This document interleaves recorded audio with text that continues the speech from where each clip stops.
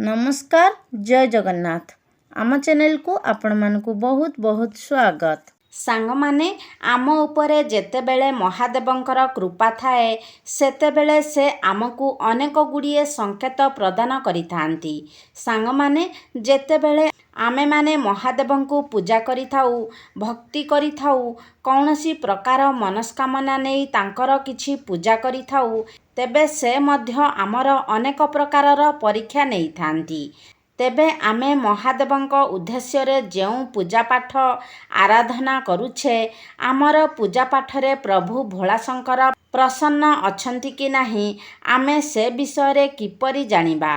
तेबे सांग माने ए विषय रे तो साक्षात महादेव आमकु आसी जणाइबे नाही तो से आमकु किछि संकेत प्रदान करिथांती। ताहा स्वप्न माध्यम रे हेउ अबा अन्य कौनसी माध्यम रे हेउ भगवान शिवशंकर आमकु संकेत निश्चय भावरे प्रदान करिथांती। तेबे आजिर एही भिडियो रे आमे माने जानिबा आपणकु केउ सबु संकेत मिलिले आपण जानिबे जे आपणक उपरे भगवान भोलाशंकर प्रसन्न अछंती। आपणकु महादेवंकर कृपा प्राप्ति हेबाकु जाउछि आगकु आपणकर भाग्य बदलिबाकु जाउछि। तो सांग माने आसंतु जानिबा सेही संकेत गुड़िक कौन।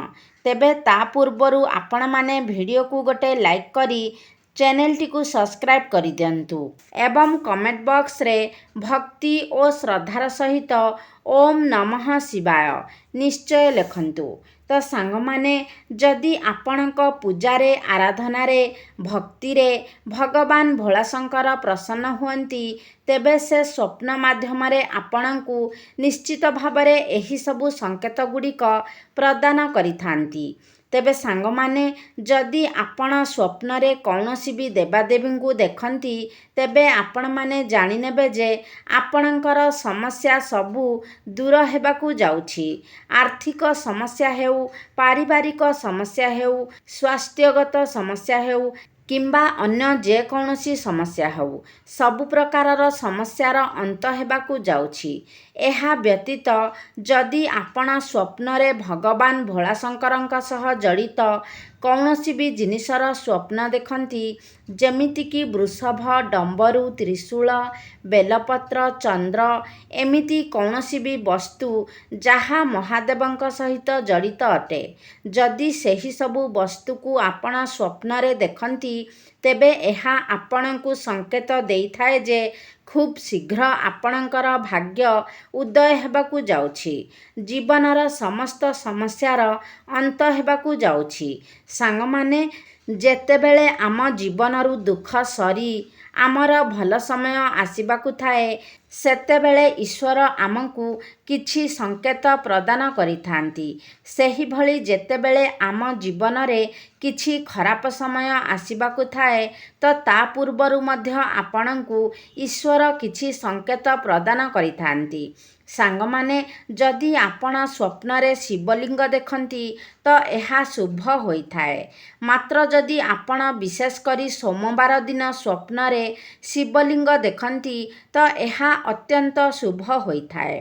सांग माने जदि आपण कला शिवलिंग बदल रे धला रंगर शिवलिंग स्वप्न रे देखुछंती तो एहा आहुरी अधिक शुभ होइथाए। धला रंगटी होइथाए शांतिर प्रतीक। तेबे एही सबु जदि आपण स्वप्न रे देखंती तेबे आपणकर आर्थिक समस्या दूर हेबा सहित आर्थिक उन्नति हेबा सहित आपणकर आध्यात्मिक उन्नति मध्य होइथाए। तो आपण माने जदि महादेवंकर पूजा आराधना करुछंती एवं एही भली किछि स्वप्न देखुछंती तो आपण माने निश्चित होई जांतु जे आपणकर पूजा एवं आराधना रे भगवान भोलाशंकर प्रसन्न अछंती एवं आपण महादेवंकु जहा भी अर्पण करुछंती ताहाकु से स्वीकार करुछंती। तो सांग माने सबुठारु गुरुत्वपूर्ण कथा हेउछि जदि आपण पूजा करिबा समय रे जेतेबेले आपण भगवान शिवंक उद्देश्य रे कौनसी पूजा पाठ करुछंती एवं एही स्वप्न देखुछंती तो आपण ଏହା ଭାବି ଖୁସି ହୋଇଯାଆନ୍ତୁ ନାହିଁ ଯେ ଭଗବାନ ଶିବଶଙ୍କର ମୋତେ ଦର୍ଶନ ଦେଲେ। ଏବେ ମୋର ସମସ୍ତ ମନସ୍କାମନା ପୂର୍ଣ୍ଣ ହୋଇଯିବ। ଏବେ ମୋର ଆଉ କୌଣସି କାର୍ଯ୍ୟ କିମ୍ବା ପୂଜାପାଠ କରିବାର ଆବଶ୍ୟକତା ନାହିଁ। ସେଭଳି ଭୁଲ ଆପଣ କେବେ ବି କରିବେ ନାହିଁ। ଆପଣଙ୍କୁ ଯଦି ଏହିଭଳି ସଙ୍କେତ ମିଳୁଛି ତ ଆପଣ ଆହୁରି ଅଧିକ ପୂଜାପାଠରେ ମନୋନିବେଶ କରନ୍ତୁ। ଭଗବାନଙ୍କୁ ପ୍ରସନ୍ନ କରିବା ପାଇଁ ଆହୁରି ଅଧିକ ଚେଷ୍ଟା କରନ୍ତୁ। ତ ସାଙ୍ଗମାନେ, ଆପଣ ଯଦି ସ୍ୱପ୍ନରେ ଭସ୍ମ ଦେଖୁଛନ୍ତି, ଏହା ଅତ୍ୟନ୍ତ ଶୁଭ ସଙ୍କେତ ହୋଇଥାଏ। କାରଣ ଏହି ଭସ୍ମଟି ଭଗବାନ ଭୋଳାଶଙ୍କରଙ୍କର ଅତ୍ୟନ୍ତ ପ୍ରିୟ ହୋଇଥାଏ। ସେ ସର୍ବଦା ନିଜର ଦେହରେ ଭସ୍ମ ବୋଳି ହୋଇଥାନ୍ତି। ତ ଆପଣ ଯଦି ସ୍ୱପ୍ନରେ ଭସ୍ମ ଦେଖନ୍ତି ତ ଏହାର ଅର୍ଥ ଆପଣଙ୍କର ଚତୁର୍ଦିଗରୁ ଉନ୍ନତି ହେବାକୁ ଯାଉଛି। ପ୍ରତ୍ୟେକ କ୍ଷେତ୍ରରେ ଆପଣଙ୍କୁ ସଫଳତା ମିଳିବାକୁ ଯାଉଛି। ସାଙ୍ଗମାନେ, ଯଦି ଆପଣ ସ୍ୱପ୍ନରେ ନାଗନାଗୁଣୀଙ୍କର ଯୋଡ଼ି ଦେଖନ୍ତି କିମ୍ବା କୌଣସି ବି ସୋମବାର ଦିନ ଯଦି ଆପଣ ମନ୍ଦିରକୁ ଯାଇଛନ୍ତି ଏବଂ ଏହି ସମୟରେ କୌଣସି ବି ସ୍ଥାନରେ ଆପଣ ନାଗନାଗୁଣୀଙ୍କ ଯୋଡ଼ି ଦେଖୁଛନ୍ତି, ନାଗନାଗୁଣୀ ଖେଳୁଥିବାର ଦେଖୁଛନ୍ତି, ତ ଏହାକୁ ଦେଖିଲା ପରେ ଆପଣମାନେ ନିଶ୍ଚିତ ହୋଇଯିବେ ଯେ ଏହି ଦିନ ପରଠାରୁ ଆପଣଙ୍କର ଶୁଭ ସମୟ ଆରମ୍ଭ ହୋଇଗଲା। ଆପଣ ଯେକୌଣସି କ୍ଷେତ୍ରରେ ବି ଥାଆନ୍ତୁ ନା କାହିଁକି, ପ୍ରତ୍ୟେକ କ୍ଷେତ୍ରରେ ଆପଣ ଉନ୍ନତି ହାସଲ କରିବେ, ସଫଳତା ହାସଲ କରିବେ, ବିଜୟ ପ୍ରାପ୍ତି କରିବେ। ଏମିତିକି ଯଦି ଆପଣଙ୍କ ଉପରେ ଋଣ କରଜର ଭାର ଥିଲା ତ ସେଥିରୁ ମଧ୍ୟ ଆପଣ ମୁକ୍ତି ପାଇପାରିବେ। ତେବେ ସାଙ୍ଗମାନେ, ଆପଣଙ୍କୁ ମୁଁ ଏକ ଉପାୟ କହୁଛି। ଯଦି ଆପଣ କେଉଁଠାରେ ନାଗନାଗୁଣୀଙ୍କର ଯୋଡ଼ି ଦେଖୁଛନ୍ତି, ନାଗନାଗୁଣୀ ଖେଳୁଥିବାର ଦେଖୁଛନ୍ତି, ତ ଆପଣଙ୍କ ପାଖରେ ଯଦି ନୂଆ ବସ୍ତ୍ର ଥାଏ, ସେହି ନୂଆ ବସ୍ତ୍ରକୁ ନେଇ ସେହି ପାଖରେ ରଖିଦିଅନ୍ତୁ ଏବଂ ସେମାନେ ଯଦି ଆସି ସେହି ବସ୍ତ୍ର ଉପରେ ଖେଳନ୍ତି, ସେହି ବସ୍ତ୍ରଟି ଆପଣଙ୍କ ପାଇଁ ଏକ ଭାଗ୍ୟଶାଳୀ ବସ୍ତ୍ର ହୋଇଯାଇଥାଏ। ଅର୍ଥାତ୍ ଆପଣ ଯେଉଁ ସ୍ଥାନକୁ ବି ଯାଉଛନ୍ତି, କୌଣସି ବି ବଡ଼ କାର୍ଯ୍ୟରେ ଯାଉଛନ୍ତି, ତ ସେହି ବସ୍ତ୍ରକୁ ଯଦି ଆପଣ ଧାରଣ କରିକି ଯାଆନ୍ତି କିମ୍ବା ସାଥିରେ ନେଇକି ଯାଆନ୍ତି, ତ ଆପଣଙ୍କୁ ସେହି କାର୍ଯ୍ୟରେ ସଫଳତା ମିଳିବା ସୁନିଶ୍ଚିତ ହୋଇଥାଏ। ଯଦି ଆପଣ ସ୍ୱପ୍ନରେ ନାଗନାଗୁଣୀ ଦେଖନ୍ତି ତ ଏହାର ଅର୍ଥ ଆପଣଙ୍କର ବୈବାହିକ ଜୀବନରେ ଯଦି କିଛି ସମସ୍ୟା ଥିଲା, ତେବେ ସେସବୁ ସମସ୍ୟା ସମାଧାନ ହୋଇଯିବ। ଆପଣଙ୍କର ସମ୍ପର୍କ ସୁମଧୁର ହେବ। ଯଦି ଆପଣ ସ୍ୱପ୍ନରେ ବେଙ୍ଗକୁ କଥା କହୁଥିବାର ଦେଖନ୍ତି ଏବଂ ପାଣିରେ ଆପଣ ମାଛମାନଙ୍କୁ ଖେଳୁଥିବାର ଦେଖନ୍ତି, ତ ଏହା ମଧ୍ୟ ଆପଣଙ୍କ ପାଇଁ ଅତ୍ୟନ୍ତ ଶୁଭ ସଙ୍କେତ ହୋଇଥାଏ। ଯଦି ଆପଣ ସ୍ୱପ୍ନରେ ମହାଦେବଙ୍କୁ ତାଣ୍ଡବ କରୁଥିବାର ଦେଖନ୍ତି କିମ୍ବା ତାଙ୍କର ନଟରାଜ ସ୍ୱରୂପକୁ ଦେଖନ୍ତି, ତେବେ ମଧ୍ୟ ଆପଣଙ୍କୁ ଶୁଭ ସଙ୍କେତ ପ୍ରାପ୍ତି ହୋଇଥାଏ। ଏହାର ଅର୍ଥ ଆପଣମାନେ ଜାଣିବେ ଯେ ମହାଦେବ ଆପଣଙ୍କର ସମସ୍ତ ଦୁଃଖ କଷ୍ଟ ସମସ୍ୟାକୁ ନାଶ କରିଦେଇଛନ୍ତି ଏବଂ ଏହା ପରଠାରୁ ଆପଣ ନିଜ ଜୀବନରେ ସୁଖ ଏବଂ ଶାନ୍ତି ଭୋଗ କରିବାକୁ ଯାଉଛନ୍ତି। ଯଦି ଆପଣ ନିଜ ସ୍ୱପ୍ନରେ ଭଗବାନ ଶ୍ରୀରାମ ବା ଭଗବାନ ଶ୍ରୀରାମଙ୍କର ପରମ ଭକ୍ତ ହନୁମାନଙ୍କୁ ଦେଖନ୍ତି, ତ ଜାଣିନେବେ ଆପଣଙ୍କ ଜୀବନରେ ଏବେଠାରୁ ଶାନ୍ତି ଏବଂ ସୁଖର ଆଗମନ ହେବାକୁ ଯାଉଛି। ଯେଉଁମାନଙ୍କୁ ଭଗବାନ ଶ୍ରୀରାମ କିମ୍ବା ଭଗବାନ ହନୁମାନଙ୍କର ସ୍ୱପ୍ନରେ ଦର୍ଶନ ହୋଇଥାଏ, ତ ସେମାନେ ଅତ୍ୟନ୍ତ ଭାଗ୍ୟଶାଳୀ ହୋଇଥାନ୍ତି। ସେମାନଙ୍କ ଉପରେ ସର୍ବଦା ପ୍ରଭୁ ଶ୍ରୀରାମ ଏବଂ ଭଗବାନ ଶ୍ରୀ ହନୁମାନଙ୍କର କୃପା ଏବଂ ଆଶୀର୍ବାଦ ରହିଥାଏ। କାରଣ ଭଗବାନ ଶ୍ରୀରାମ ମଧ୍ୟ ହେଉଛନ୍ତି ଶିବ ଭକ୍ତ ଏବଂ ହନୁମାନ ମଧ୍ୟ ଶିବଙ୍କର ଏକ ଅବତାର ଏବଂ ସେ ମଧ୍ୟ ଶିବ ଭକ୍ତ ଅଟନ୍ତି। ସାଙ୍ଗମାନେ, ଯଦି ଆପଣ ସ୍ୱପ୍ନରେ ଶିବ ମନ୍ଦିର ଦେଖନ୍ତି ତ ଏହା ଅତ୍ୟନ୍ତ ଶୁଭ ସଙ୍କେତ ହୋଇଥାଏ। ମାତ୍ର ଯଦି ଆପଣ ଏପରି ଶିବ ମନ୍ଦିର ଦେଖୁଛନ୍ତି ଯେଉଁ ଶିବ ମନ୍ଦିରକୁ ଆପଣ ଆଗରୁ କେବେ ଯାଇନାହାନ୍ତି, ତ ଏହାର ଅର୍ଥ ଆପଣଙ୍କୁ ମହାଦେବଙ୍କର ଡାକରା ଆସିଛି।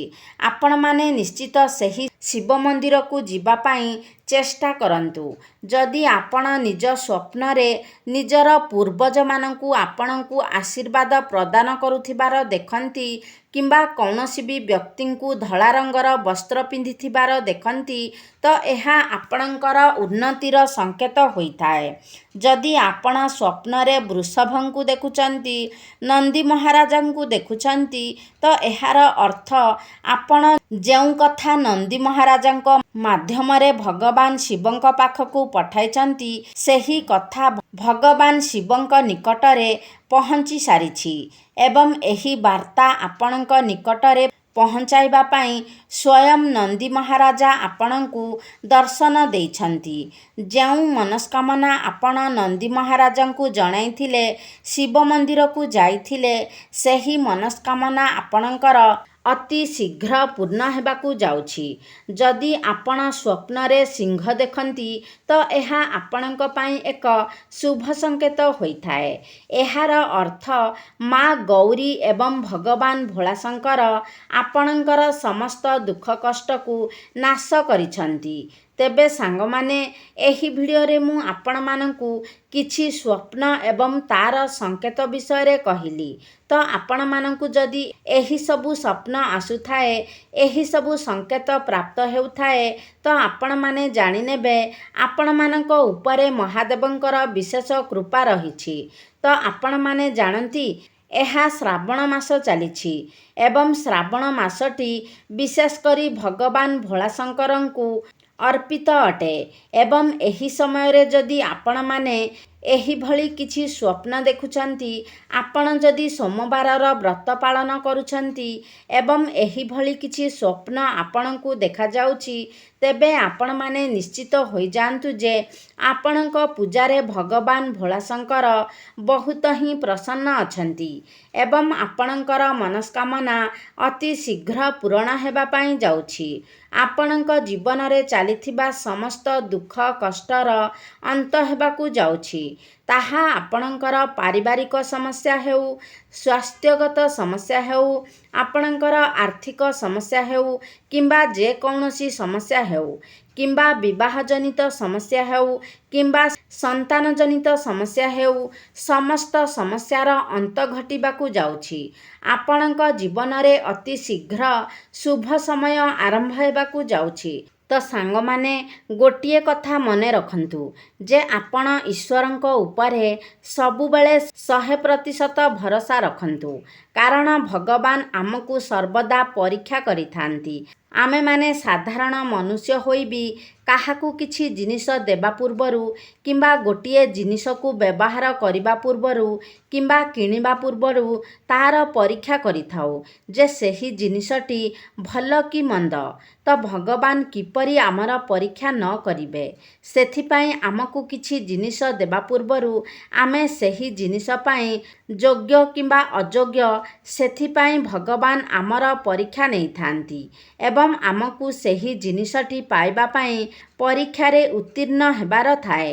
ତ ଯେତେବେଳେ ଆପଣଙ୍କ ଜୀବନରେ କିଛି ଦୁଃଖ କଷ୍ଟ ଆସୁଛି ତ ଏହା ଆପଣଙ୍କ ପାଇଁ ଭଗବାନଙ୍କର ପରୀକ୍ଷା ହୋଇଥାଏ। ସେହି ସମୟରେ ଆପଣ କେବେ ବି ନିଜର ଧୈର୍ଯ୍ୟକୁ ହରାନ୍ତୁ ନାହିଁ। ଆପଣ ସେ ସମୟରେ ମଧ୍ୟ ଈଶ୍ୱରଙ୍କ ଉପରେ ଭରସା ରଖନ୍ତୁ କାରଣ ସେ କଦାପି ବି ଆପଣଙ୍କର କୌଣସି ବି କ୍ଷତି ହେବାକୁ ଦେବେ ନାହିଁ। ଈଶ୍ୱରଙ୍କ ଉପରେ ସମ୍ପୂର୍ଣ୍ଣ ଭରସା ରଖିଲେ ହିଁ ଆପଣ ଈଶ୍ୱରଙ୍କର କୃପା ପ୍ରାପ୍ତ କରିପାରିବେ। ତ ସାଙ୍ଗମାନେ, ଆଶା କରୁଛି ଆଜିର ଭିଡ଼ିଓଟି ଆପଣମାନଙ୍କୁ ନିଶ୍ଚିତ ଭାବରେ ଭଲ ଲାଗିଥିବ। ଯଦି ଭଲ ଲାଗିଛି ତାହେଲେ ଲାଇକ୍ କରନ୍ତୁ, ସେୟାର କରନ୍ତୁ। ଆମ ଚ୍ୟାନେଲକୁ ଯଦି ସବସ୍କ୍ରାଇବ୍ କରିନାହାନ୍ତି ତାହେଲେ ସବସ୍କ୍ରାଇବ୍ କରିଦିଅନ୍ତୁ।